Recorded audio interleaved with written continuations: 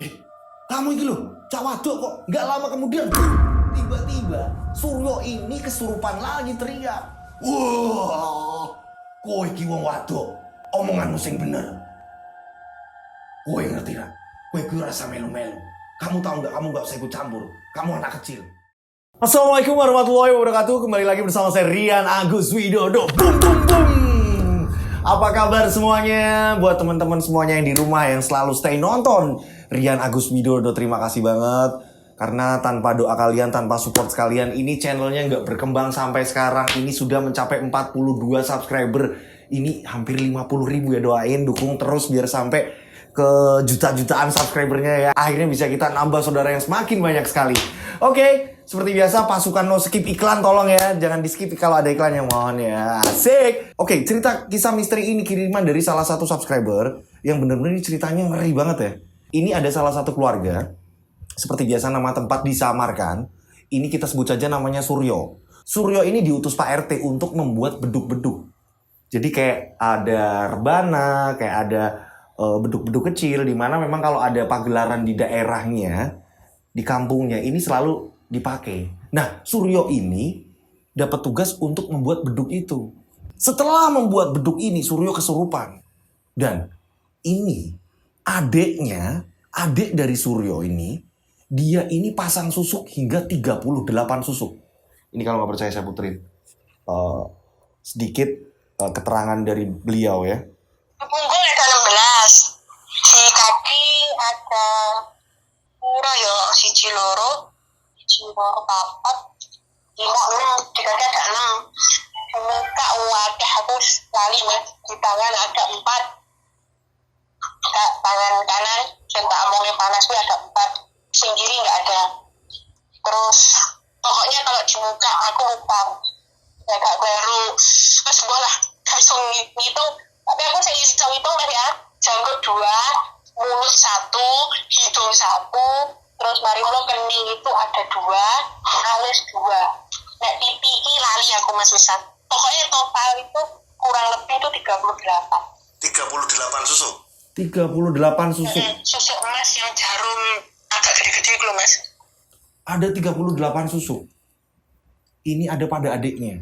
Ini ada hubungannya nggak sih dengan Suryo ini kesurupan?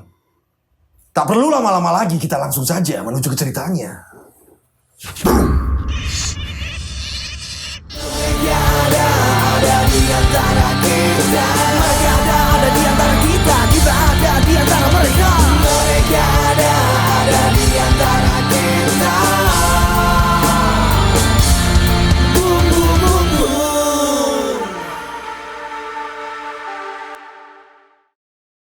Di sini saya kasih judul cerita ini, kisah ini. Kayu kuburan pembawa petaka kesurupan. Sebut saja daerahnya ini namanya Pager Gunung. Tahun 1998. Suryo ini hidup dengan ibu dan 8 adiknya. Jadi 9 bersaudara, dengan Suryo ini 9 bersaudara. Adiknya itu banyak banget.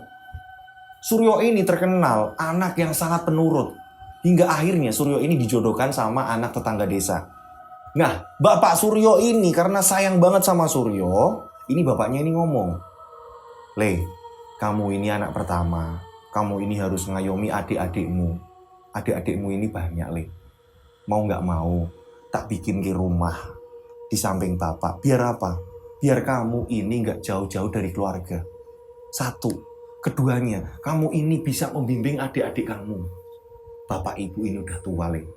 Nggih, Pak. Lah napa mangke niku adik-adik niki gak iri, Pak. Nanti ini kan masih banyak pekarangan.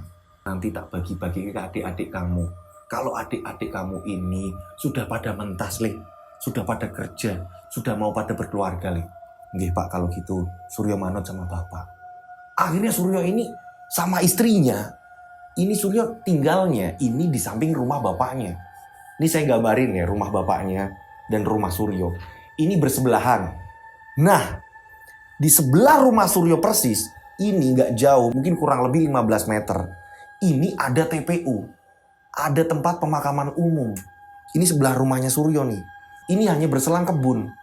Jadi rumah bapaknya Suryo, rumahnya Suryo, kebun, terus baru TPU, ada pemakaman, tempat pemakaman umum. Dan tempat pemakaman umum itu, di kuburan itu, ini banyak pohon-pohon yang rindang besar-besar. Nah, belakang dari rumahnya Suryo dan bapaknya Suryo, ini bagian belakang nih, banyak yang namanya kebun bambu. Jadi memang tahun segitu, belum ada rumah ini terlalu berdekatan, itu jarang. Nah, singkat cerita, ini istri Suryo ini sangat menyayangi Suryo. Sangat harmonis sekali, keluarga Suryo dan istrinya ini sangat harmonis sekali. Dan istri Suryo menganggap adik-adiknya Suryo ini seperti adik kandungnya sendiri. 2 bulan setelah Suryo menikah ini, ibunya Suryo ini nanyain, "Wes ngisi durung, Duk? Sudah ngisi belum? Doain, Bu. Kayaknya kok udah." "Alhamdulillah toh, Duk." "Nggih, Bu. Doain mawon ya, Bu. Biar ibu ini cepat punya cucu, Bu." "Alhamdulillah ya Allah, Duk. Tenan, Ibu bakal doain biar bayinya selamat, Duk." "Nggih, Bu, matur nuwun." Seperti itulah istri Suryo dan keluarganya Suryo. Ini benar-benar dekat sekali. Karena Suryo mempunyai istri ini benar-benar soleha. Nah, pada suatu hari, Pak Lurah ini ngomong sama Pak RT. "Pak RT, tolong, wargamu disiapkan, nanti mau diadakan kerja bakti. Mungkin besok pagi disiap-siapkan, apalagi kebutuhan RT kamu. Nanti kumpul juga kok sama RT-RT yang lain." "Oh, nggih, Pak." Akhirnya Pak RT ini ngomong sama warganya Pak RT bahwa besok pagi ini mau diadakan kerja bakti. Di situ juga ada Suryo dan bapaknya Suryo. Akhirnya pas keesokan harinya ini Suryo dapat jatah ini buat beduk. Yang saya bilang di awal tadi, ini ada beduk yang dimana memang ini sering dipakai kalau ada acara hajatan, misalkan kayak perayaan 17 Agustus. Atau mungkin di situ ada pengajian atau apa. Ini memang beduk ini sering dipakai. Jadi kayak rebana-rebana kayak gitu. Ada beduk yang besar, ada beduk yang kecil. Ini Suryo kedapatan untuk membuat seperti itu. Karena Suryo ini terkenal memang pinter. Yang namanya dalam kayu, bikin apa, yang dibentuk menjadi apa. Ini Suryo sangatlah pinter. Akhirnya di sini Suryo ini mengajak Muji. Kita sebut saja namanya Muji. Suryo ini temenan sama Muji. "Ci, ayo Ci, kowe ngonconi aku golek kayu sing gede. Aku ditugasi Pak RT bikin beduk." "Oh, ya Mas, tak rewangi Mas. Lah nanti Mas golek kayu kebon toh." "Ya wis." Akhirnya Suryo dan Muji ini masuk ke kebun-kebun. Dan di kebun-kebun ini Suryo nggak nemuin kayu. Nggak nemuin kayu yang pas. "Duh, nanti yo Ji. Kok ora ono kayu sing pas?" "Iya yo Mas. Udah dari tadi kita muter-muter." Akhirnya Suryo kepikiran. "Ji, kowe ngerti gak Ji? Kayu-kayu kuburan ini kan gede-gede loh, Ji." "Is, Mas, ojo ngono toh Mas. Masa kita mau ambil kayu kuburan toh?" "Nggak apa-apa. Kan ini buat kepentingan warga sini juga. Nggak apa-apa. Kecuali kita ngambil kayu kuburan nyolong. Atau mau dibuat apa sendiri sama kita. Uangnya terus buat kita sendiri, baru kita salah, Ji." "Oh ya wis terserah Mas." Akhirnya Suryo sama Muji ini ngambil kayu yang ada pada TPU tadi yang saya bilang. Yang ada di pemakaman samping rumahnya Suryo. Yang kehalang hanya kebun. Disitulah motong kayu besar-besar. "Ji, iki kawene pas gue kendang ya Ji." "Oh iya Mas, iki pas. Diameternya pas iki Mas." Dipotonglah di situ. Pakai gergaji nih dipotongnya. Gerak. "Wes Ji, tampani iki." Jadi dia hanya motong pas batang-batang yang besar-besar. Dan akhirnya nyari pohon-pohon yang lain yang memang ada di samping situ karena memang pohonnya ini besar-besar banget di situ. Akhirnya setelah selesai memotong, ini ada bagian batang ini yang lumayan besar nih. Dipotonglah sama Suryo. Gerak. Ini kok lama banget ini, salah satu batang ini lama banget. Dan memang cabang-cabangnya ini daunnya lebat banget. Akhirnya ini setelah bisa dipotong, ini terjatuhlah. Karena Suryo ini ketika Suryo motong, ini Suryo itu naik ke atas. Dipotong pakai gergaji, pakai kapak. Memang karena mau bikin kendang-kendang yang kecil-kecil gitu kan. Jadi cari-cari yang batang-batangnya ini mungkin gak begitu besar. Batang-batangnya emang cari yang bulat-bulat. Ketika batang tadi roboh, ini bener-bener akhirnya jadi bawahnya ini kan ada makam-makam. Jadi banyak makam yang kena. "Ya Suryo medun. Iki jadi berserakan loh." Yo. Akhirnya Suryo turun. Karena bawahnya ini makam-makam. Suryo turun ini dari pohon yang besar. Dia ini naik bener-bener hanya pakai tali. Talinya dililitin terus dia naik. Ini gampang banget Suryo. Pinter banget yang namanya nyari pohon, ukur yang pasnya mana. Akhirnya mereka ini malah di bawah ini bercanda. "Walah kuburannya podo ketibanan ngene yo." Yo. "Lah iki piye iki tukani karo Pak RT?" "Wis lah meneng. Yang penting kita ini betul-betulin lagi kok. Dibetul-betulin lagi lah di situ. Akhirnya disapulah di situ. Jadi bersih lagi. Yo, tadi kok kayak ada yang ganjel yo. Pas waktu kamu motong itu loh. Jatuhnya ini kayak bener-bener aneh. Aneh piye toh? Ini Muji ini ngomong sama Suryo. Katanya pas jatuhnya ini ada yang aneh. Suryo ini ngomong loh. Namanya juga batang jatuh dari pohon. Yuk kayak gitulah. Enggak. Kayaknya pas batang itu jatuh di tanah. Ini getarannya ini beda loh yo. Ah kamu gitu loh. Wes. Yuk. Mereka ini bercanda. Saling nakut-nakutin. Setelah mereka ini beresin. Mereka membawa kayu-kayu tadi. Ini ke tempat warga. Dipotongin lah di situ. Mulai dibentuk. Ada yang dibikin kendang. Ada yang bikin lain-lain semuanya. Dibikin lah di situ. Dibantu oleh warga-warga yang lain. Banyak warga yang nanyain. Yo oleh kayu di. Dapat kayu dari mana? Kono kebon, wes kono kebon, bilangnya kayak gitu. Akhirnya dibikin.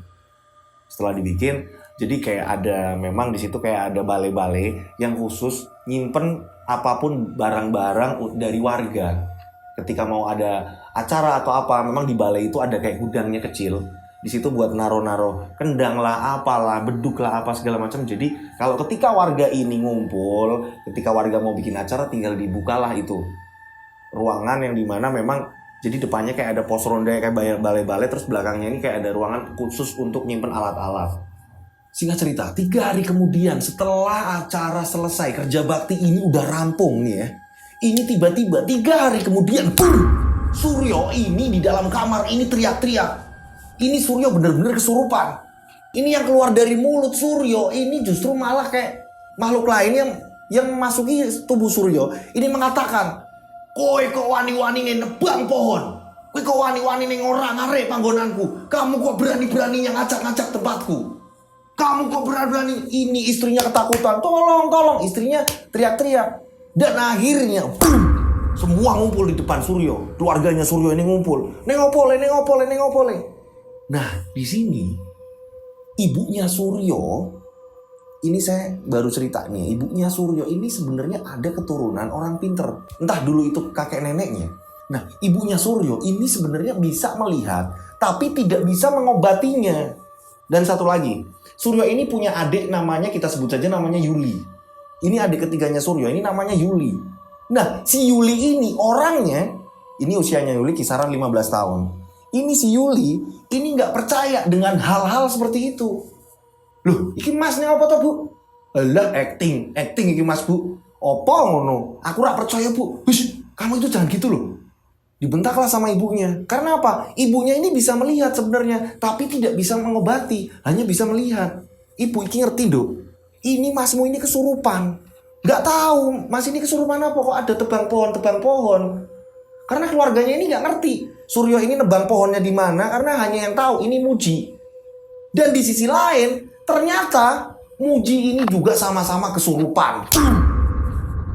Di tempat lain ini Muji sama-sama kesurupan. Sama, Muji pun teriaknya kayak gitu. Kok wani-wani nih kowe nebang pohonku. Sembarangan kowe sembrono kowe. Kowe wong loro, kamu berdua. Muji Suryo, kurang ajar kowe. Itu keluar dari mulutnya Muji. Sama. Akhirnya di sini keluarga Muji pun ngomong sama keluarga Suryo ini ngomong, ketemulah bapak ibu mereka ini ketemu ngobrol. Tadi ini habis ngapain mereka berdua ini habis ngapain kemarin habis ngapain? Nggak tahu bu. Kemarin ini mereka ini cuma kerja bakti bikin kendang apalah. Ki Suryo ki babaknya pohon ini gimana? Ini kok sama Muji juga. Adiknya yang namanya Yuli ini benar-benar nggak percaya dengan hal-hal seperti itu. Akhirnya bapaknya Suryo ini manggil kiai. Datanglah kiai ke situ. Pertama ngurusin si Muji dulu nih kiainya.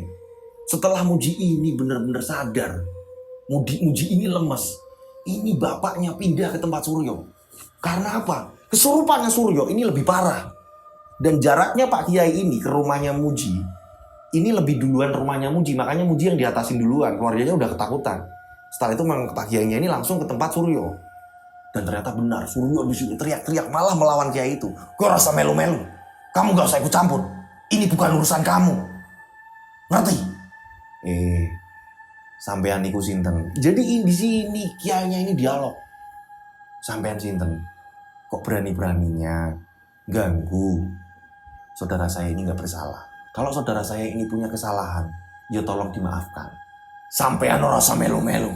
Iki urusanku. Jadi ini Suryo debat sama Pak Yai itu. Dan Suryo ini dipegangin sama adik-adiknya. Kiri kanan tangannya ini dipegangin kuat. Dan ada beberapa warga yang datang ke situ juga. Dan gak lama kemudian Pak Yai ini ngeluarin air. Dibacainlah doa. Suryo ini disuruh minum. Dipaksa minum. Dan boom! Tiba-tiba Suryo terjatuh. Bang! Suryo diangkat. Ditaruhlah di ranjang. Mudah-mudahan ini Suryo segera pulihan. Besok kalau ada apa-apa ini air saya sisahkan. Besok diminum lagi. Kata Pak Yai itu. Tapi di sini Pak Yai ini kayak ngerasain kayak habis ngeluarin energi besar. Pak Yai ini ngos-ngosan. Caranya ngomong ini kayak ngos-ngosan. Besok kalau dia bangun coba diminum lagi. Begitu juga Nak Muji. Saya sudah ngasih air di sana juga. Tolong diingatkan bapak ibunya. Oh iya pak, bapak ibu. Di sini mang adiknya yang namanya Yuli bener-bener orangnya ini pemberani, nggak percaya hal-hal seperti itu. Adiknya yang namanya Yuli ini malah celetuk. Apa ya Pak Yai? Biarin aja kalau mas kayak gini, malah lucu tontonan. Buat tontonan kan lucu kayak gini, kakakku. Hus, bapaknya ini langsung ngomongin Yuli. Hei, kowe iki lho. Ora ditonton yang ngomong. Nah piye Pak, wong aku nggak percaya hal-hal gitu kok. Wes, ora sampe melu-melu kowe. Cah cilik kok melu-melu. Nggih, akhirnya Yuli meninggalkan. Memang Yuli nggak percaya dengan hal seperti itu. Bagi Yuli ini, apa sih hantu? Apa sih setan? Apa sih makhluk? Apa sih nggak jelas? Yuli nggak percaya. Memang ada sedikit sisi positifnya, tapi di sini Yuli ini ngeledek terus. Segi positifnya, ketika mau ngapa-ngapain Yuli ini nggak takut, karena memang saat itu penerangan ini masih minim juga. Enaknya di situ, tapi sebenarnya ini ada sesuatu hal yang aneh. Pada keesokan harinya ini sore menjelang maghrib ya, Yuli ini nyamperin Suryo. Mas Suryo ini lagi di depan, lagi ngobrol sama istrinya. Dek, sebentar lagi lahiran yo anak kita yo. Iki mau maghrib, masuk dek. Nah, Yuli ini nyamperin karena rumahnya ini berdampingan. Terus mari toh mas, udah sembuh toh. Terus, kamu itu loh kalau ngomong yang bener. Loh, kamu loh kalau acting jelek. Kamu ngomong apa toh? Kamu gak boleh ngomong kayak gitu. Iki maghrib loh. Kalau ada sandikolo kamu piye? Cah waduk kok ngomong kayak gitu. Alah, aku ki gak percaya mas. Kalau kamu kemarin ini cembalitan kesurupan kayak gitu, aku gak percaya mas. Kamu itu acting toh, biar bapak ibu melas toh. Terus diparingi duit toh. Kamu iki loh, cah waduk kok. Gak lama kemudian, tiba-tiba Suryo ini kesurupan lagi teriak. Wah, kowe iki wong waduk, omonganmu sing bener. Kowe ngerti ra? Kowe iki rasa melu-melu. Kamu tahu nggak? Kamu nggak usah ikut campur. Kamu anak kecil. Di situ Surya langsung angkat kursi. Ini mau dipukulin Yuli. Yuli pun teriak, bapak ibu, bapak ibu. Nah istrinya Surya ini keluar. Nah di sini Surya melihat perut istrinya. Ini justru kayak mau nelen isi perut istrinya. Karena istrinya ini sedang hamil. Aku pengen niku. Ini teriakan Suryo. Akhirnya bapak ibunya Suryo ini pada datang ke situ semua ngumpul maghrib. Suryo dipisahin, Suryo dibawa ke rumah bapaknya dan istrinya diamankan. Ibunya pun ngomong, hati-hati, kue maghrib ora sama tuh oma. Kamu nggak usah ikut ngamanin Suryo. Kamu masuk ke dalam rumah kamu tuh. Nggih bu, karena posisinya lagi hamil.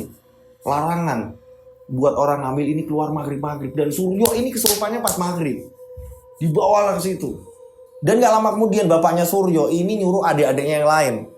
Dan di sini Yuli kena marah ini sama ibunya. Yuli ini gak dibolehin keluar kamar. Wes kau yang jero kamar. Yo bu. Adik-adiknya yang lain ini manggil Pak Kiai. Setelah Pak Kiai datang, Pak Kiai ini ngomong astagfirullahaladzim kok jadi ngene yo. Wah di sini kayak Pak Kiai ini kayak ada dialog antara Pak Kiai dan si Suryo. Ini Pak Kiai kayak ngeluarin tenaga yang bener-bener besar. Pak Kiai terus keringetnya Pak Kiai ini bercucuran. Tolong ojo ganggu sedulurku, tolong. Entah kamu makhluk apa, keluarlah dari badan saudaraku ini. Pak Kiai terus berdoa di situ. Dan begitu terus, Suryo ini nantang, kowe kuwi sopo? Kok wani-wani teko rene? Iki Suryo wis ngacak-ngacak panggonanku. Kamu kemarin sudah berani ngelawan aku toh?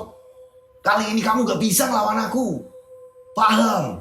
Ini terus-terusan berdialog dengan Pak Yai. Dan Pak Yai tetap berdoa di situ. Dibacalah doa-doa, ayat-ayat suci, dibaca.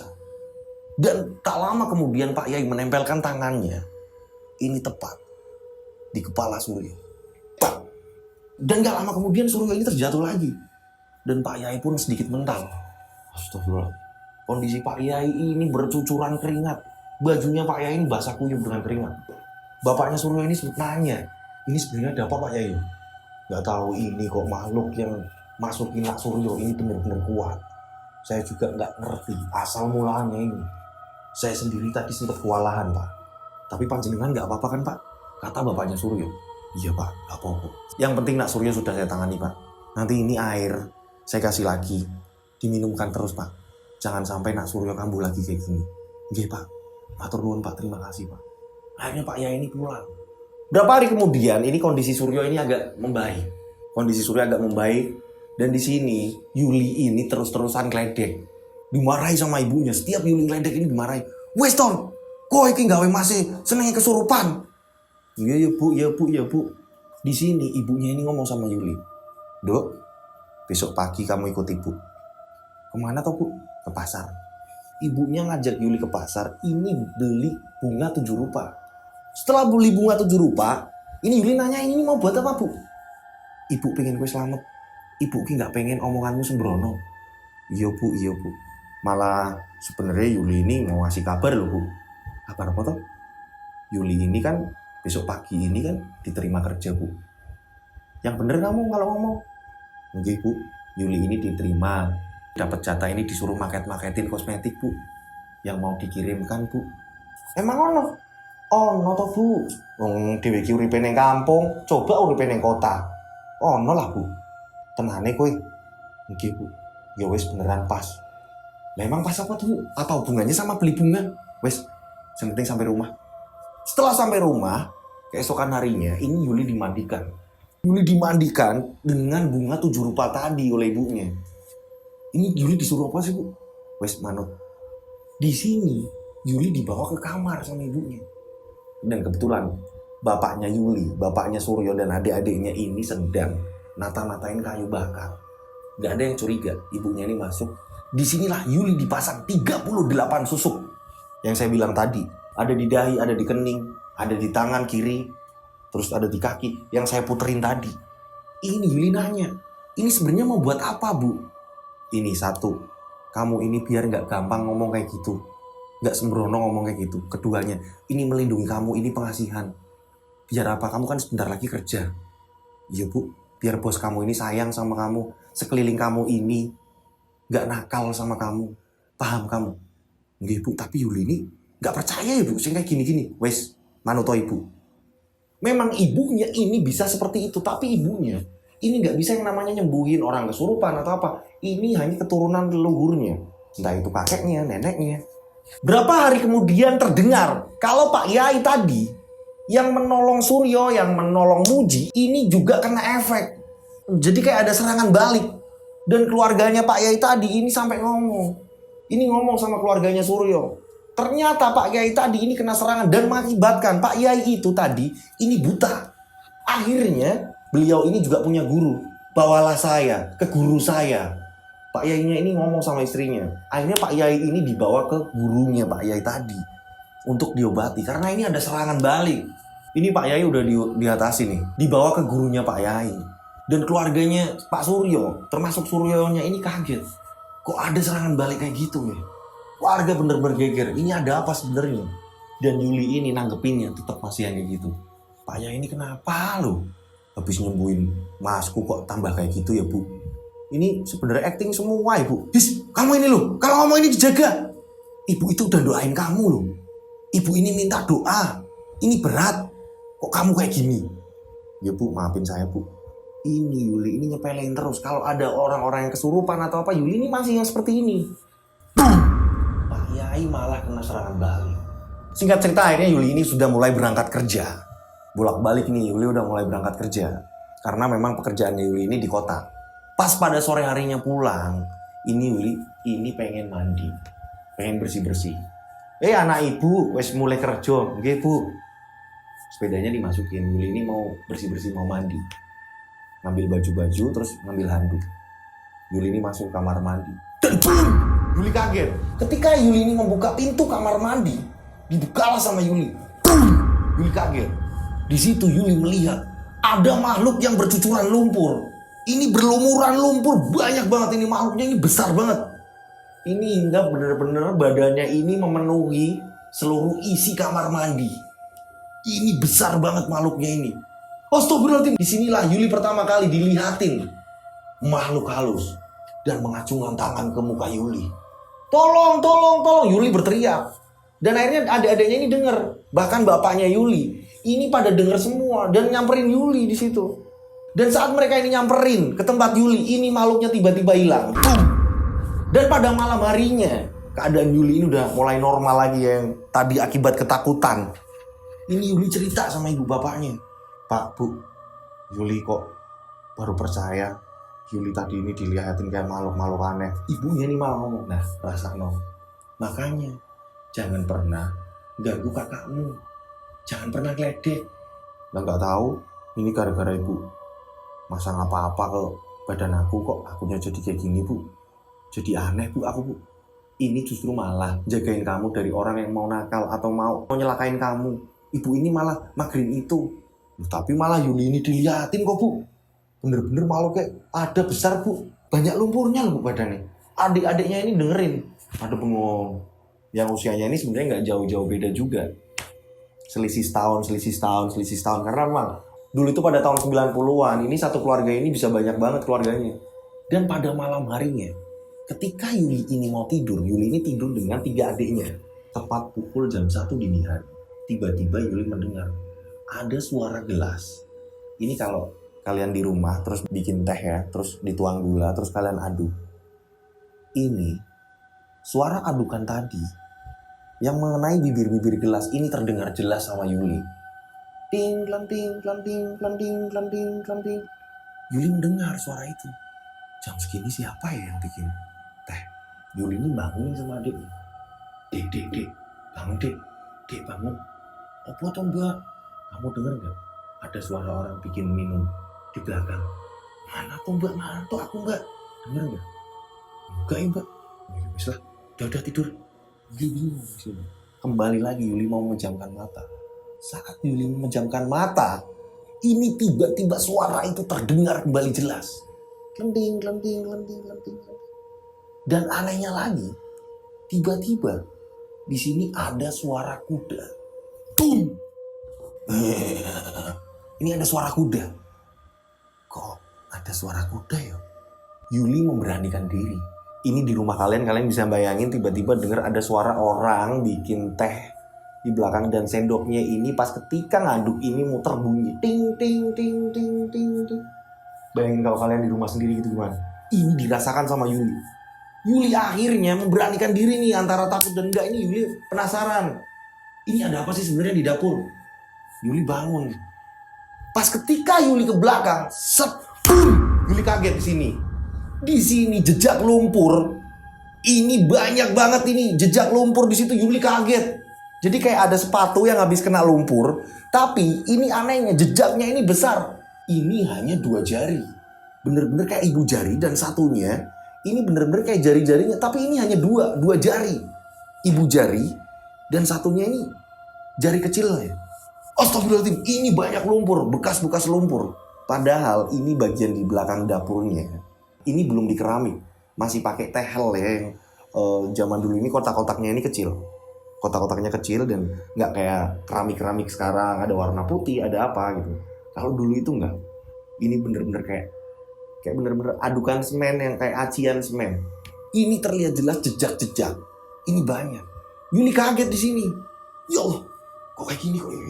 Yuli langsung ketok-ketok pintu kamar ibu bapaknya. Pak Bu, bukain Bu, Pak Bu. Tolong Bu, Pak Bu. Bapak ibunya ini keluar. Mana potong dok? Coba Bu, lihat ke dapur. Pak, lihat ke dapur. Dan ketika bapak ibunya ngelihat ke dapur, astagfirullahaladzim. Di sini, bapaknya nggak lihat apa-apa. Tapi ibunya bisa lihat apa yang dilihat oleh Yuli. Ya Allah, Duk. Astagfirullahaladzim. Berdoalah di situ. Semua berdoa di situ. Apa tuh bu, ibu lihat apa tuh bu? Nggak apa-apa pak, nggak apa-apa pak. Wes sedang ke kamar dok, masuk kamar. Disuruh masuk kamar si Yuli. Nggak tahu ibunya, ini nggak masuk kamar. Nggak tahu entah apa yang dilakukan karena saat itu Yuli langsung masuk kamar. Ibunya memperhatikan jejak-jejak tadi. Tiba-tiba ibunya ini keluar dari mulut ngomong, ojo ganggu keluargaku, tolong, iku jaluanku. Setelah itu ibunya ini masuk ke kamar. Dan pada keesokan harinya, ini Yuli berangkat seperti biasa. Jam 6 pagi, Yuli setelah sarapan bareng keluarga, ini Yuli berangkat kerja. Yang memang kerjaannya Yuli ini ada di kota dan rumahnya Yuli ini ada di kampungnya, ada di desanya. Yuli berangkat. Dan saat Yuli ini bekerja, maket-maketin barang, ini tiba-tiba Yuli siang hari di siang bolong, tiba-tiba Yuli ini kesurupan. Semua kaget, karyawan yang di situ kaget, termasuk bosnya ini kaget. Ini Yuli kenapa? Dan bosnya Yuli ini panik. Ada yang tahu nggak bapak ibunya Yuli siapa? Ada yang tahu nggak?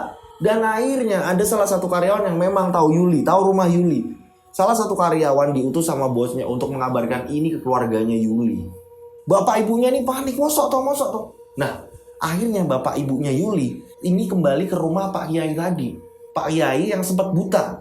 Dan ketika sampai rumahnya Pak Yai, alhamdulillah di situ Pak Yai ini udah sembuh. Alhamdulillah bu, saya sudah sembuh. Saya kemarin ini bener-bener ngerasain buta sementara. Saya nggak bisa ngeliat apapun, bener-bener buram bu. Bener-bener nggak jelas pandangan saya. Kata Pak Yai itu, ini ada apa lagi panjenengan kesini? Yuli pak, gantian Yuli Pak Yai kesurupan. Astagfirullahaladzim, kok bisa merembet ke Yuli ya bu? Iya pak, lah terus Yuli di mana posisinya? Ada di toko pak. Yuk sedang kita ke sana. Singkat cerita akhirnya semuanya ke sana, ke tempat tokonya Yuli dan diatasin lah sama Pak Yai di situ. Kok ndung nenggonmu yondo, kok malah jadi ke kamu yondo? Didoain lah sama Pak Yai. Yuli diatasin. Sedangkan di situ Yuli ini teriak-teriak nggak jelas. Kabeh panggonanmu mau rusak, kabeh panggonanmu. Aku nggak terima tempatku ini diacak-acak. Yuli ini seperti itu. Dan diatasin Pak Yai.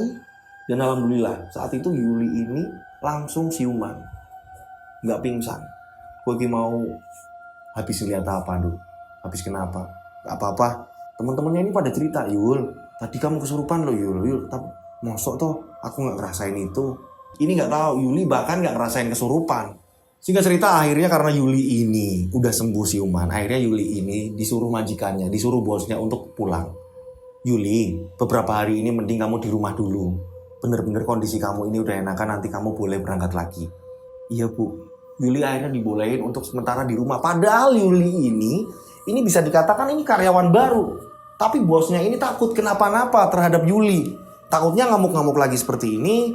Kondisi toko jadi berantakan. Akhirnya Yuli ini dapat izin dari pemilik tokonya untuk istirahat sementara. Yuli dibawa pulang sama keluarganya. Berapa hari kemudian, mungkin 2 hari kemudian. Ini pada malam hari, Yuli ini kembali didengarkan suara rintihan kuda. Ini kuda ini ngerintih, kuda ini kayak seolah-olah kesakitan. Ini suara kuda seolah-olah kuda ini kayak diberhentikan paksa. Kok ada suara gimana? Yuli kaget. Kok ada suara kuda? Yuli di sini nggak terima. Di sini sikap pemberani Yuli ini kembali keluar. Rasa nggak terima. Kok selalu mau ganggu? Kemarin ganggu kakakku, kini ganggu aku. Bagi Yuli seperti itu. Yuli ini merasa tertantang. Akhirnya Yuli memberanikan diri untuk keluar dari rumah. Karena suara itu tepat ada di belakang rumah. Yuli ini keluar rumah ini dari pintu belakang rumah. Yang harus melewati kamar mandi. Karena kamar mandinya ini ada di paling belakang. Yuli lewatin kamar mandi keluar. Setelah Yuli keluar, Yuli dengan jelas. Yuli melihat.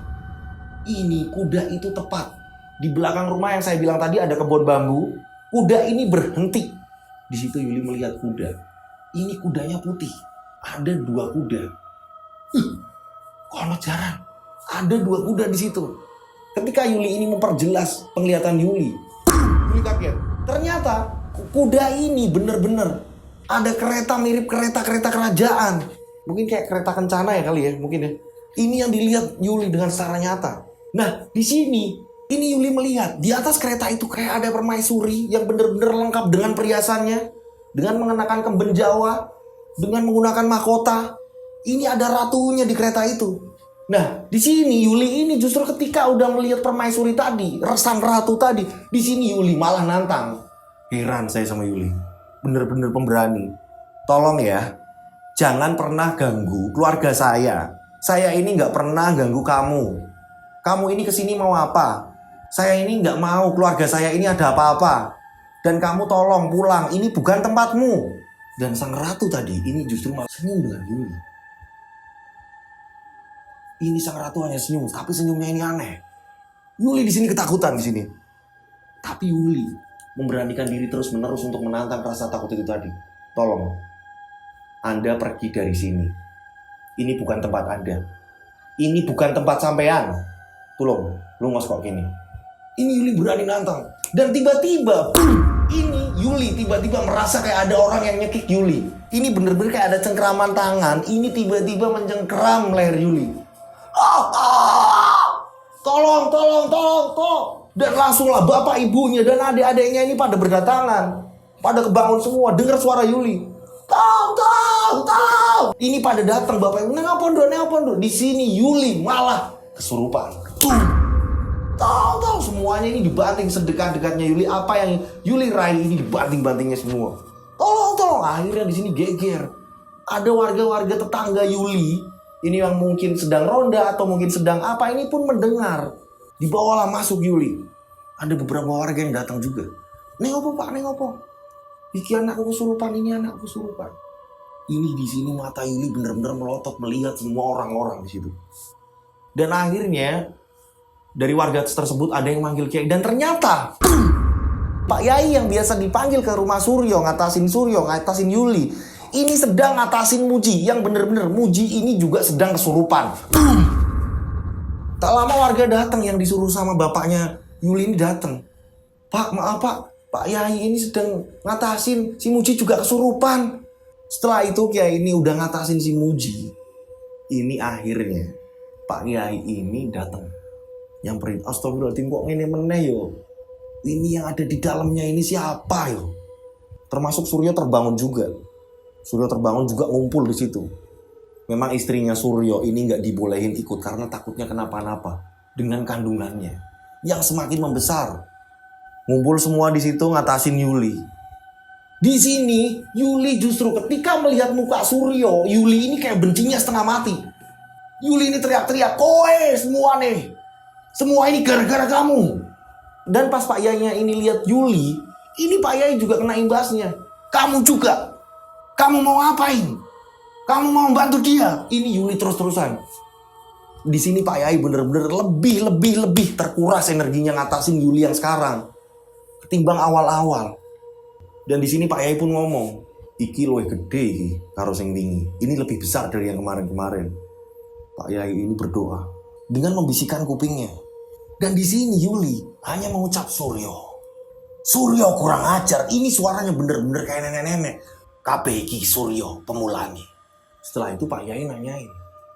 Pak Yai ini nanyain ke Suryo. Pak Yai ngomong sama bapaknya, "Pak, tolong dipegangin tangan Yuli sebentar, saya mau komunikasi dulu sama Suryo." Nggih, Pak. Pak Yai ini ngobrol sama Suryo. "Nah, Suryo, ada apa dengan kamu? Kamu pernah kesalahan apa? Jelaskan ke kami." Kayaknya kalau dari adik saya selalu ngomong kayak gitu, kayaknya ini ada kesalahan waktu saya ini disuruh sama Pak RT, Pak. Kamu disuruh apa sama Pak RT? Waktu itu memang saya ini diutus untuk membuat kendang, Pak. Nah, kebetulan saya sendiri ini kurang ajar, Pak, bisa dibilang. Kurang ajarnya apa toh? Kata Pak Yai tadi. Menjawab obrolannya si Suryo. Iya, Pak, saya ngakuin saya kurang ajar, Pak. Dan menurut saya ini tidak akan terjadi apa-apa, tapi kok ternyata seperti ini. Loh, lah iya, terus apa yang kamu lakukan? Pak RT nyuruh apa? Iya, Pak. Kurang ajarnya saya mencari untuk membuat kendang-kendang tadi, membuat beduk-beduk tadi. Saya ini mencari kayunya itu dari batang-batang yang besar, Pak. Nah terus? Iya, Pak, sayangnya itu kayunya ini saya ambil dari pohon kuburan, Pak. Pohon kuburan sebelah, Pak. Lah kok iso? Iya, Pak, saya pikir nggak akan ada masalah apa-apa, Pak. Karena saya pikirkan ini juga untuk kepentingan warga juga, Pak. Nantinya juga untuk bikin kendang, bikin kerajinan, apa yang memang diperlukan untuk warga. Tapi saya nggak ngerti kalau efeknya seperti ini. Saya minta kembalikan semuanya ke pohon-pohon itu. Entah itu dalam bentuk apapun, nanti kita harus ada pengajian warga. Saya minta semuanya dikembalikan. Ini mungkin bau reksolnya ini nggak terima. Ini penunggunya ini nggak terima. dengan adanya seperti ini. Akhirnya warga-warga sekitar ini disuruh sama Pak Yai untuk membuka tempat yang dimana naruh gendang beduk tadi yang saya bilang di awal ini ada di belakang pos. Akhirnya Pak Yai setelah menyuruh itu, Pak Yai ngomong, "Pak, ini saya tanganin sementara, Yuli saya tanganin sementara. Panjenengan tolong cek di makam, Pak. Saya ngatasin dari sini, ngatasin Nak Yuli." Bapaknya Yuli, ini setelah mendengar penjelasan soal penebangan sembarangan, ini bapaknya Yuli ikut sama warga untuk mengembalikan semua dalam bentuk apapun. Walaupun di situ udah berubah menjadi kendang atau beduk atau segala macam, harus dikembalikan ke makam. Harus dikembalikan di bawah pohon itu tadi. Setelah itu bapaknya ini ikut warga sampailah ke kuburan malam-malam. Ini hanya pakai obor, semuanya ini menggunakan pakai obor. Dan ternyata saat semua dibalikin ke situ, di bawah pohon yang sangat besar, dan memang pohonnya ini besar-besar banyak, nggak cuma satu. Setelah kendang-kendang tadi, beduk-beduk tadi udah ditaruh di bawah pohon-pohon besar, ini Pak Suryo kembali ke rumah. Dan di sini anehnya Yuli ini belum sembuh. Yuli masih teriak, "Ono sing kurang pas, ada yang masih kurang pas." Keluarlah dari mulut Yuli. Pak Yai ini ngomong, "Opo toh? Apa yang harus kami lakukan agar kamu ini nggak masuk lagi ke sini? Kamu lihat di bawah makam, kamu bisa lihat." Singkat cerita, akhirnya di sini Pak Yai minta tolong sama warga-warga di situ. "Bapak-bapak tolong ya pegangin Yuli sebentar. Karena Yuli ini mau berontak di situ. Benek no panggonanku. Tepat ning isor we." Pak Yai ini bingung padahal udah dibalikin semua. Akhirnya Pak Yai ini ngomong sama warga-warga minta tolong untuk nanganin si Yuli. Disuruh megangin tangan-tangannya agar nggak berontak. "Sebentar, saya mau cek ke kuburan. Ayo Pak, ikut saya Pak." Akhirnya bapaknya Suryo dan Suryonya ini ikut beserta Pak Yai. Akhirnya ke makam lagi. Pak Yai ini ngeliatin sekitar. "Oh iya Pak, aku pernah nibak ke batang Pak, yang benar-benar mengenai beberapa nisan Pak." Diceklah sama Pak Yai. Astagfirullahaladzim. Boom! Pak Yai kaget. Di sini memang ada makam yang sudah tua sekali. Ini benar-benar bekas kayak kerubuhan pohon. Dan di sini kesalahan Suryo. Ternyata di situ, boom! Kiai itu melihat pemasangan nisannya ini kebalik. Kepala buat kaki, kaki buat kepala. Karena apa? Saat itu Suryo ini buru-buru masangnya. Ini ada makam, kayunya ini masih utuh. Herannya ini kayunya ini masih utuh. Ini kayunya masih kuat banget, besar sekali. Dan ini Suryo masangnya ini malah kebalik ketika kuburan itu kerobohan kayu yang sedang ditebang Suryo waktu itu. Kerobohan, brak. Ini jadi kayak lepas dari tanah. Dan saat itu Suryo ini masangnya dadakan. Kenapa Muji juga kena? Karena mereka berdua ini masangnya bener-bener buru-buru. Kepala buat kaki, kaki buat kepala. Ini terlalu buru-buru saat itu Suryo. Astagfirullahaladzim iki Pak. Pak Yai ini tahu. Dibetulinlah lagi. Dibalik lagi. Ini kebalik masang loh Suryo. Ternyata ada makam yang sudah lama banget di situ. Dan nggak tahu siapa pemiliknya. Orang-orang setempat juga nggak tahu. Cuma memang dari juru kuncinya di makam itu memang sering dibersihin di situ. Walaupun nggak ada pemiliknya. Karena apa? Makamnya ini selalu keadaan dalam bersih. Nggak ada keluarganya yang menjenguk. Tapi memang kayak sudah ada pembatasnya di situ. Dari dulu. Ternyata ini Suryo ini salah masang waktu itu. Dan setelah dipasang, ketika kembali lagi ke tempatnya Suryo, melihat keadaan Yuli, alhamdulillah di sini Yuli sudah siuman. Dan keadaan Yuli ini lemes. Singkat cerita, ini setelah kejadian itu, 3 hari kemudian setelah kejadian itu, tiba-tiba ada orang asing, entah datangnya dari mana, bilangnya ini dari tetangga desa. Pada siang hari ini, tiba-tiba datang dan ditemui oleh Suryo dan bapaknya Suryo. Kebetulan lagi nyapu di halaman. "Pak, numpang nanya Pak." "Oh iya, siapa ya?" "Saya Pak." Kita sebut saja namanya Mas Febri. Mas Febri ini nanya, "Gini loh Pak, saya ini dari tetangga desa sebelah Pak." "Oh iya silakan duduk dulu Pak, dulu." Disuruhlah masuk Mas Febri tadi. Di sini Yuli pun melihat orang itu. Tapi Yuli tatapannya ini kayak tatapan aneh. Habis itu Yuli langsung masuk ke kamar.